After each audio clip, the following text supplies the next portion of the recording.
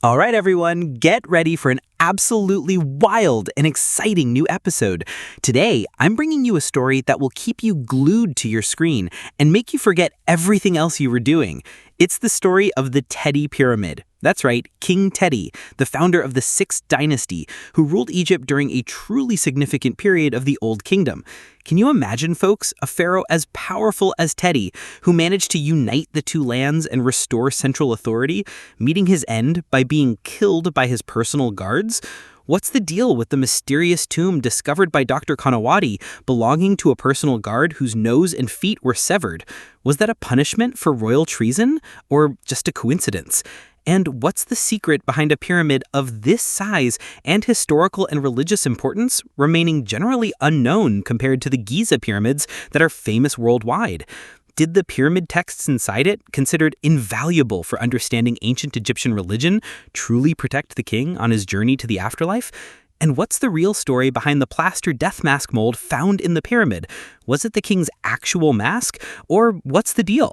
All this and many more secrets we'll uncover today on an exciting and mysterious journey that will reveal the unknown truths of the Teti Pyramid. Stick with me moment by moment because this video won't let you sleep tonight.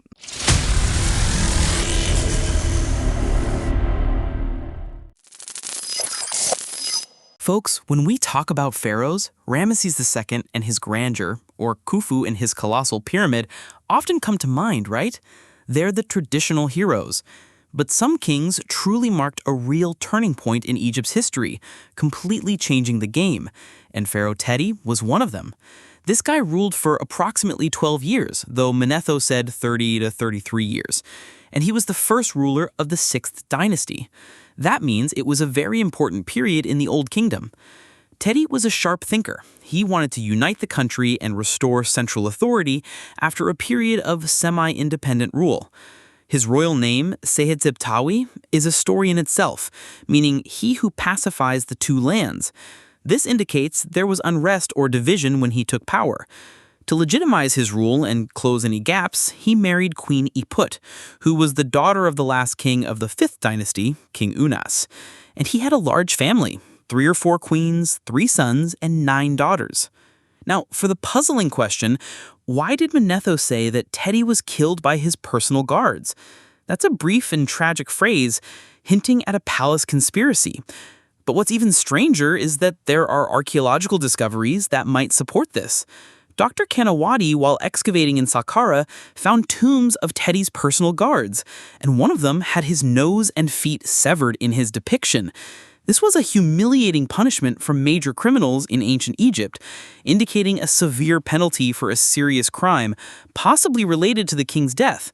And the second surprise is that the decorative program inside Teti's pyramid itself is unfinished.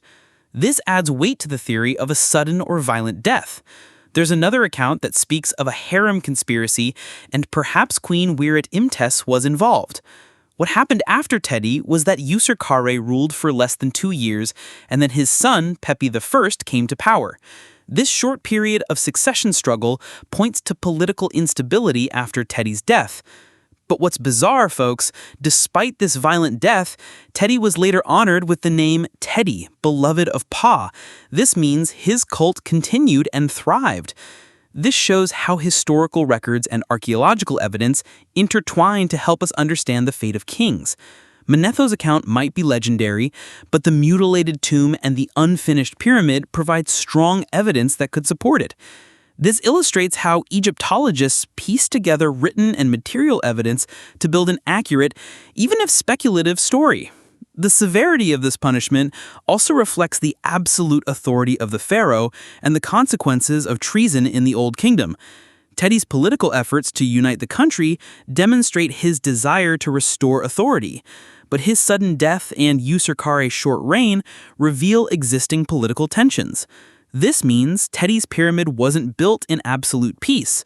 Rather, it was constructed during a period when the king was trying to assert his authority, which might have made him vulnerable to internal threats. The lavish tombs of high officials surrounding him might have been a way to ensure their loyalty and reward powerful supporters during this turbulent period. Now let's get to the Teti pyramid itself. That's a whole different story. This pyramid is located in Saqqara, the vast ancient necropolis that served as the main burial ground for the capital, Memphis. It's situated in the northern part of Saqqara, very close to Djoser's Step Pyramid, which is the world's first massive stone building. Saqqara, folks, is an open-air museum full of tombs of kings, officials, and sacred figures from all eras. When the pyramid was completed, its height was about 52.5 meters or 172 feet, and the base length was 78.5 meters or 258 feet. The core of this pyramid was built from small blocks of local limestone and filled with rubble. And it was covered from the outside with blocks of fine white limestone from Tura, which gave it its smooth, gleaming appearance. They used traditional pyramid construction methods in its building, meaning they followed a well-known architectural style in the Old Kingdom. But where's that gleaming pyramid now, folks? Today, the pyramid doesn't look much different from a natural hill or a small mound. The reason for this severe deterioration is that the fine limestone blocks that covered it were removed in ancient times, perhaps to be reused in other buildings. And when the casing was removed, the rubble-filled core could no longer maintain its original shape. This reveals a major weakness in Old Kingdom pyramid construction techniques. The first person to discover this pyramid was the French Egyptologist Gaston Maspero in 1882. After that, intensive studies of this complex took place from 1907 to 1965, and restoration efforts are still ongoing into the 21st century. And even though the pyramid's exterior isn't in good shape, the rooms and passages inside are remarkably well preserved. This also points to a long history of resource reuse and looting in ancient Egypt, meaning even royal monuments weren't protected from being dismantled for their materials. This shows the economic and social pressures that could lead to such actions over thousands of years. The bigger surprise is that archaeological discoveries are still continuing in Saqqara. They are still discovering massive tombs and the tomb of Teti Nebfu. This confirms that Saqqara is a very important archaeological center and is constantly revealing new information. This means our understanding of Teti's era and the Old Kingdom is constantly evolving, and future discoveries in Saqqara might reveal completely new things about Teti's reign, his court, or even the pyramid itself. All right, everyone, let's get to the core, the internal structure of the pyramid. This is what will really blow your mind. Even though the pyramid's exterior isn't in the best condition, the underground part is intact and well preserved. Its entrance is on the northern side at ground level. There's a descending passage sloping about 24 to 24.5 degrees with walls covered in granite. This passage turns into a horizontal one, and there are 3 granite portcullises, each weighing 0.77 tons, specifically designed to block the passage and prevent robbers. The horizontal passage leads to an antechamber, located directly beneath the center of the pyramid. To its left, or east, are 3 storage rooms, storage chambers, that were designated for burial equipment. And there might have been another room with 3 niches that held statues of the king. As for the burial chamber, that's to the right of the antechamber, west. All these rooms are aligned on an east-west axis. And there's also the serdab, a sealed room for the Ka statue of the deceased, covered by a 40-ton block. As for the king's sarcophagus, it was unfinished and made of gray sandstone. Its dimensions were very precise, but the sarcophagus lid was broken by tomb robbers. And the important thing here is that Teti's sarcophagus is the first royal sarcophagus to bear inscriptions, with a single band of pyramid texts carved into it. They also found a canopic container, which was a simple pit in the ground. Now let's talk about the symbolic art inside the pyramid. The ceiling of the burial chamber and parts of the antechamber are beautifully adorned with golden stars on a dark blue background.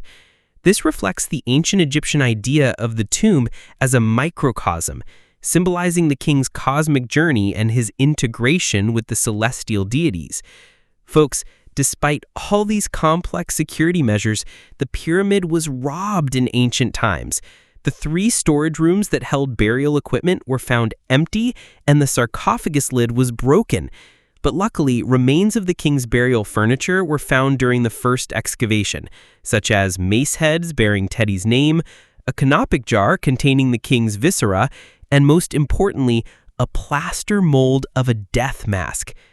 Despite the severe deterioration of the pyramid's exterior structure, the interior, especially the celestial ceiling, is still beautifully decorated and well preserved.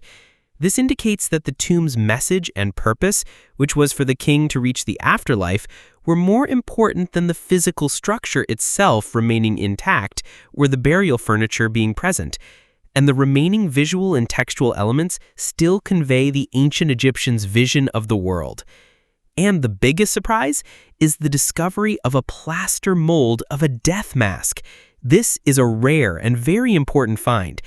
Death masks were important for the soul to recognize the body in the afterlife. The presence of a mold indicates a step in the creation process, possibly for a mask that was later removed, or it could be a practice piece. This is an extraordinary and very intimate discovery. It gives us a rare glimpse into the details of royal funerary preparations and the artistic processes involved in creating the king's eternal image. This provides a direct, albeit indirect, connection to Teti's actual appearance or the ideal representation intended for his afterlife, adding a unique mystery to the pyramid's history. Folks, this pyramid wasn't alone. It was surrounded by a massive funerary complex and tombs of Teti's high officials, indicating that Saqqara was a bustling necropolis filled with life around the king's final resting place. Teti's pyramid complex followed a pre-existing model. It included a large mortuary temple with 5 niches attached to the pyramid's eastern facade. But most of it was plundered in ancient times, even though Teti's cult continued to flourish in the Middle Kingdom.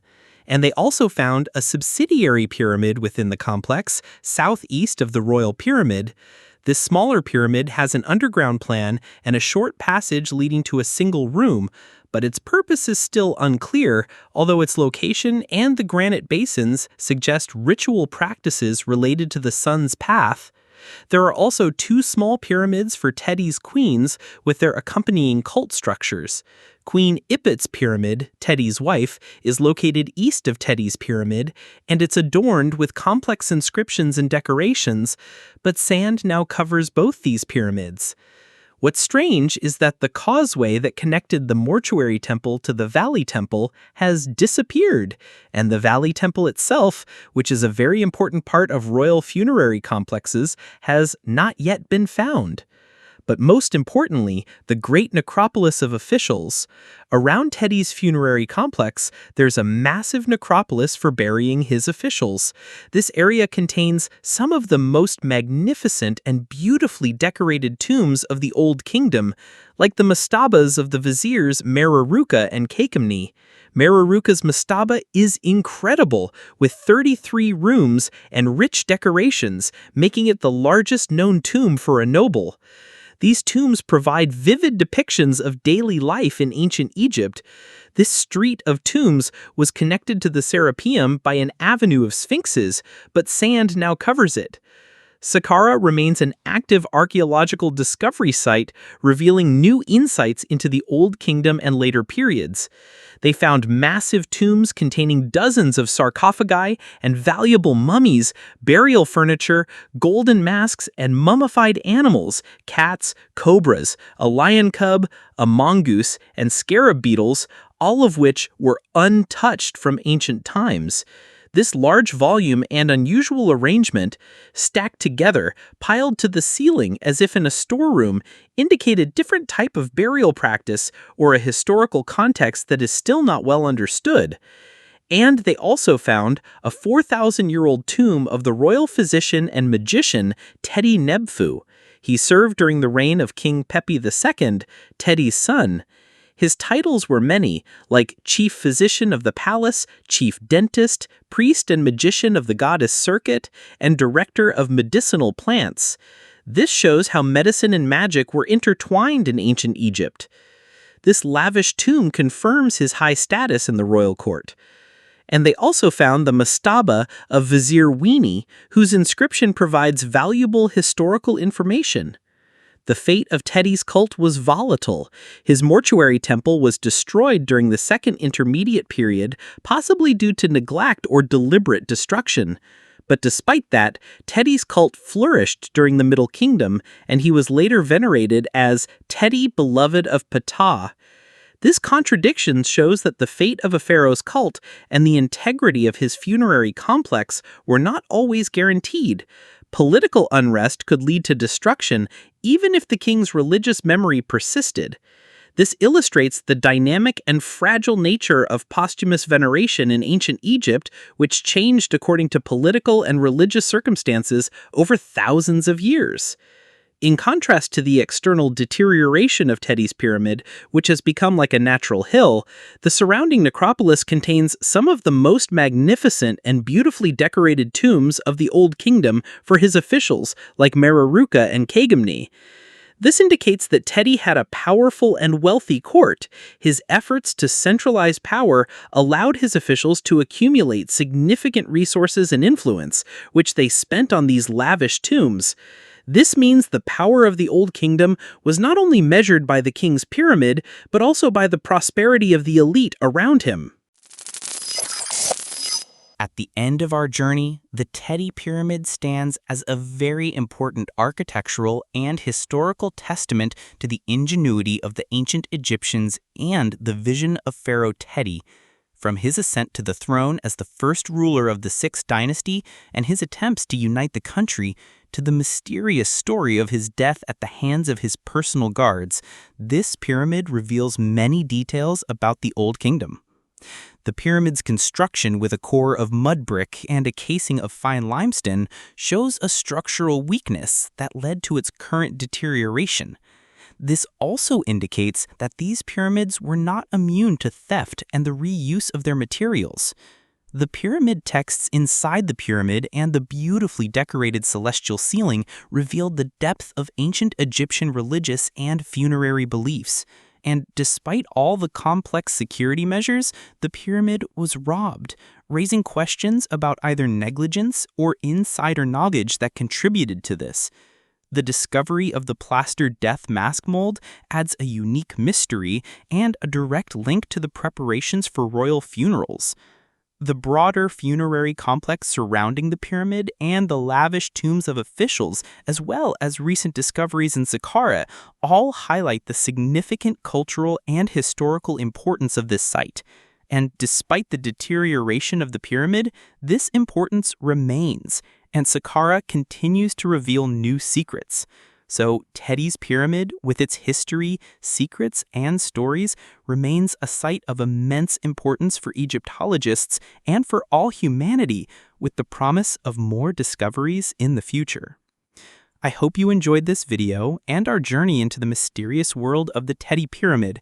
Don't forget to like this video if you enjoyed it, subscribe to the channel if you haven't already, and hit the bell icon to get all our new content. See you in the next video. Goodbye.